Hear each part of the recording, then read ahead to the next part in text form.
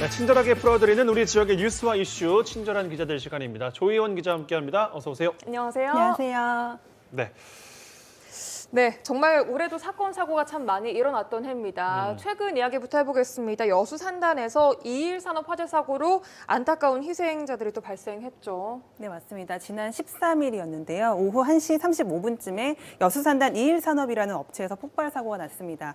유해 화학물질을 저장하는 야외 탱크 상부에서 폭발이 시작이 됐는데요. 당시 작업자 3명이 이 VOC라고 하는 휘발성 유기 화학물을 따로 모아서 처리하는 배관을 연결하는 작업을 하고 있었다고 합니다. 근데 저 영상을 지금 보시면 아시겠지만 정말 순식간에 이 탱크에서 폭발과 또 화재가 연달아 일어났는데요. 네. 워낙 크게 일어나서 저 검은 연기가 정말 순천에서 보일 정도로 굉장히 크게 일어났습니다. 맞아요. 그래서 한강 이남의 특수 진압차는 다 동원이 됐다라고 할 정도로 정말 큰 사고였는데요. 네. 사고 3시간이 더 지나서야 불길이 조금씩 잡히기 시작했고요. 5시쯤 불길이 초기 진화가 됐습니다. 그리고 그 과정에서 한 오후 3시쯤에 작업자 2명의 시신으로 추정되는 물체가 발견이 됐고 오후 6시 반쯤에는 나머지 1명의 시신으로 추정되는 물체까지 추가로 발견이 됐는데요. 각각 화재 지점에서 30m, 그리고 40m 떨어진 와. 곳이었어가지고 그 당시 폭발의 위력을 한번 짐작할 수 있을 정도였습니다. 예, 네. 그렇기 때문에 이제 수사기에도 조금 시간이 좀 걸렸던 상황이었는데 정말 어마무시한 사고였습니다.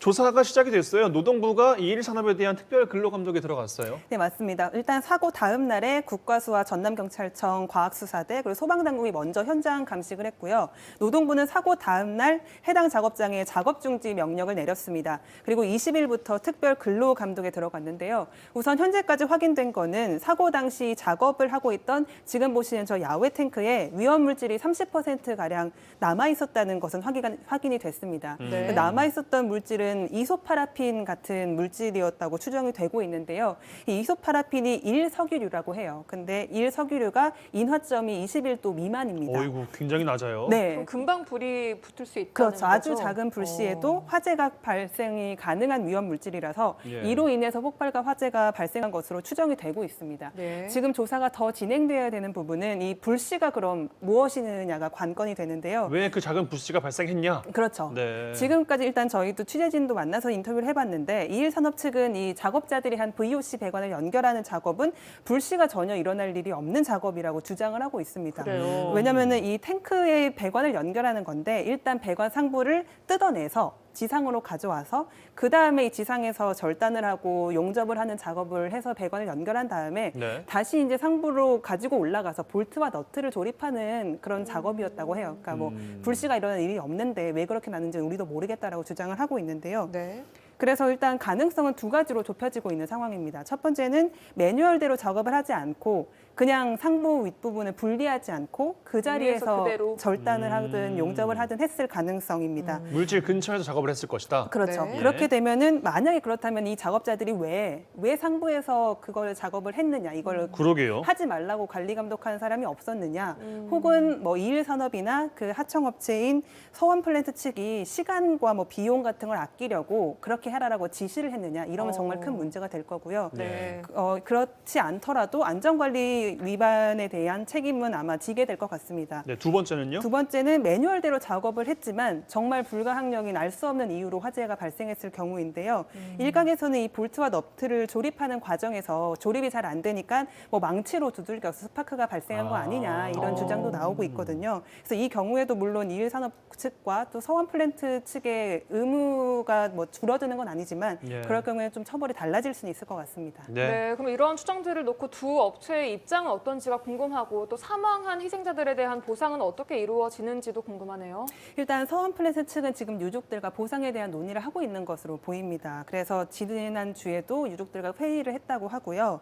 일단 이일산업과 서원 플랜트 대표 측의 지금 경찰에 입건된 상태여서 여러 가지 진행 상황이 뭐 빠르게 진행되지는 않지만 아무튼 좀 보상에 대한 논의는 있을 것으로 보이고요. 네. 입건에 앞서서 일단 이일산업 측은 사과문을 발표한 바가 있습니다. 유족들의 그런 마음을 달래는 내용과 함께 그리고 재발 방지를 꼭 하겠다라는 대책을 수립하겠다는 약속이었는데요. 서원 플랜트 측은 하청업체인 서원 플랜트 측은 아직 공식적인 입장을 내놓은 건 없습니다. 네, 참 이게 좋을 만한 연말에 이런 사고가 좀 일어나서 많은 좀 안타까움을 샀습니다. 근본적인 대책과 제도적인 보완 이야기는 매번 나오고 있잖아요. 폭발 사고 맞습니다. 때마다. 이런 사고가 여수산단에서 일어날 때마다 나오는 게 위험의 외주화인 것 같아요. 지금 이번 사고로 희생된 노동자 세 분도 모두 하청업체 소속의 일용직 근로자분들이셨거든요. 네. 건당 일당을 받는 분이셨어요. 그렇다 보니까 이번에도 위험의 외주화가 또 되풀이 됐는데 이분들의 처우를 개선해야 되는 거 아니냐라는 목소리가 노동단체에서 나왔습니다. 예. 또 의미 있게 나온 목소리가 중대재해처벌법을 개정해야 한다라는 내용이었는데요.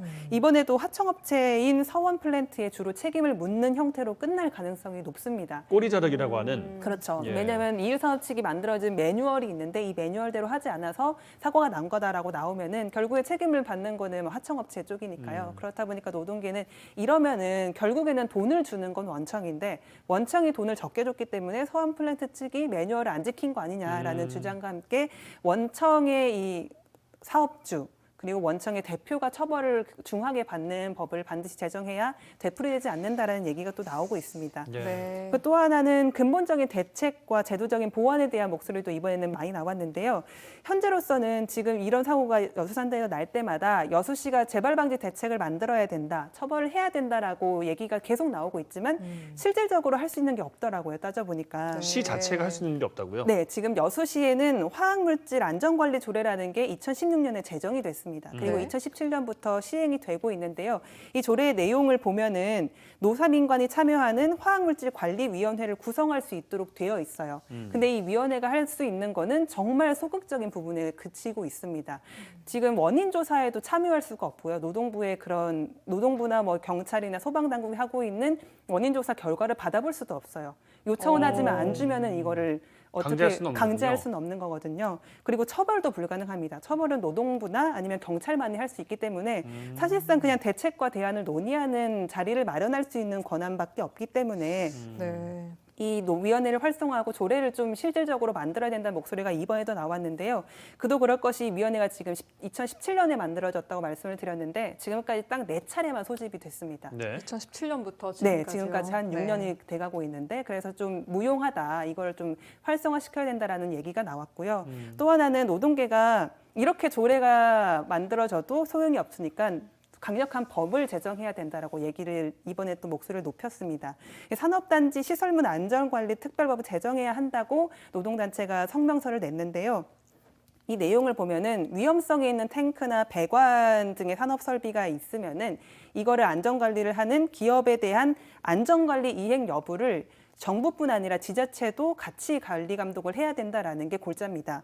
그래서 지금 정기적으로 안전관리를 기업한테만 맡겨놓고 점검은 하진 않고 있거든요. 보고만 받고 그냥 지자체가 직접 정기적으로 직접 가서 현장에 가서 이제 보고 또 안전관리 대책 같은 것도 보고를 받고 수시로 또 점검하고 시설물의 타용 연한 같은 것도 지자체가 논의해서 정해서 한 20년이 지나면은 반드시 교체하는 게 의무가 되도록 그러니까 미리미리 감시하고 좀 더 조사를 해라 뭐 할 수 이런 있도록. 거잖아요. 그러니까 터지면 하는 게 아니라. 그렇죠. 지자체의 권한을 좀 늘려야 된다라는 얘기를 하고 있는 게 이 법이고요. 내년쯤에 정의당과 노동계가 같이 발의를 추진할 계획이라고 하는데요. 통과될지는 사실 아직 미지수라서 지켜봐야 되는 상황입니다. 예. 알겠습니다. 다음 이슈 만나보도록 하겠습니다. 다음 이슈도 노동자에 대한 이야기입니다. 남해화학 하청업체 비정규직 해고자들이 복직협약을 체결을 해서 주목받고 있습니다.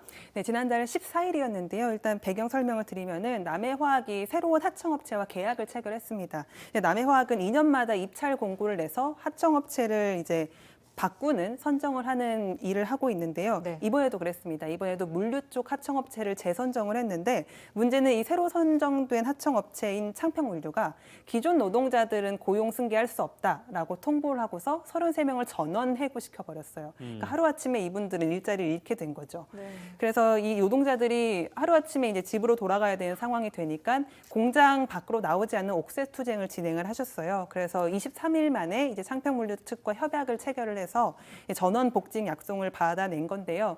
그 시각이 민주노총이 23일에 이분들을 전원 고용하지 않으면 1,500명 규모의 대규모 투쟁 집회를 하겠다고 예고한 시각이 있었습니다. 그게 오후 4시였는데요. 네. 아침 8시쯤에 가까스로 이제 타결이 진행이 됐고 그 전까지 한 16시간의 마라톤 협상이 이뤄져서 결국에 이제 타결이 된 거여서 노동계 쪽에서는 이번에 이뤄낸 성과가 크다라는 이런 평가가 나왔습니다. 네. 네. 그래도 뭐 타결 당일도 정말 많은 이야기들이 있었던 걸 알고 있는데 말씀하신 것처럼 민주노총 차원에서 이 조직적 투쟁을 또 벌이려고 하는 아주 주목을 받았던 사안인데 해고의 이유가 참 황당했기 때문이에요. 맞습니다. 그 취재하는 과정에서 한 노동자분이 이런 말씀을 하셨어요. 일을 못해서 잘리는 거면 납득이라도 할 텐데 이건 아무런 이유도 없이 갑자기 잘리니까 정말 납득할 수 없다 이런 말씀을 하셨는데요. 이번에 해고되신 분들은 전부 다 한 20년, 30년씩 근속을 하신 분들이에요. 근평이 나쁘지도 않고요. 근데 그냥 단순히 2년마다 하청업체가 바꾸는데 2년마다 신입 직원을 뽑는 게 하청업체 측에서는 더 네. 유리하다 보니까 해고를 시켜버린 거죠. 근데 이렇게 된 구조 자체가 문제라는 지적이 이번에도 계속 나오고 있는데요. 2년마다 하청업체가 바뀌다 보니까 이분들은 2년마다 새로 취업을 하는 형태가 되세요. 고용승계가 되더라도. 그럼 경력직으로 이게 이어지는 게 아니라 그렇죠. 네. 신입으로 들어가는 맞습니다. 거예요? 그래서 20년 근속하신 분이나 새로 들어오신 분이나 월급 차이가 별로 없는 거예요. 그런 상황에서 고용마저 불안정하니까 이제 더 이상은 못 참겠다라고 계속 말씀을 하시는 건데요. 이 남해화학이 특히나 여수산단의 기업 중에서 대기업에 속하는 기업입니다. 그리고 이 지주회사는 농협이라서 공기업의 성격도 있는 곳인데 예. 이렇게 기업이 하청업체를 이런 식으로 2년마다 바꾸고 하청업체 노동자들에게 안정된 직장을 보장하지 않는다는 건 상당한 문제가 있어 보이기 때문에 민주노총이 이번에 조직적인 투쟁을 예고했던 겁니다. 네. 그리고 말씀하신 것처럼 되기까지도 상당히 말이 많은데 당일에도 이 하청업체인 창평물류 측은 끝까지 전원복직은 못하겠다. 왜냐하면은 33명을 해고한 다음에 이미 그 자리를 채울 직원들을 뽑은 상태예요. 그러니까 지금 인원이 2배 거의 되는 상황이기 때문에 창평물류 측도 끝까지 전원복직은 안 된다고 맞섰는데 그래서 16시간의 긴 토론이 필요했던 거고요. 그래서 결국에는 어쨌든 합의가 이루어졌는데 앞으로 이제 원래 계획했던 것보다 더 많은 인원을 고용했을 때 불거지는 문제에 대해서는 노사민정이 다 같이 좀 회의가 진행이 돼야 될 것으로 보입니다. 예. 일단 이번에 뭐 합의를 이루어낸 것은 다행이라고 볼 수 있겠지만 문제는 아까 말씀하신 것처럼 2년 후에 또 어떻게 될지 모른다는 게 또 큰 문제인 것 같아요. 맞습니다. 이 남해화학이 2년마다 하청업체를 바꾸고 또 이런 노동자들의 고용 승계를 보장하지 않는 시스템이 바뀌지 않으면은 정말 2023년에는 또 이런 문제가 불거질 수 있는 건데요. 남해화학이 처음부터 이렇게 고용 승계를 보장하지 않았던 건 아닙니다.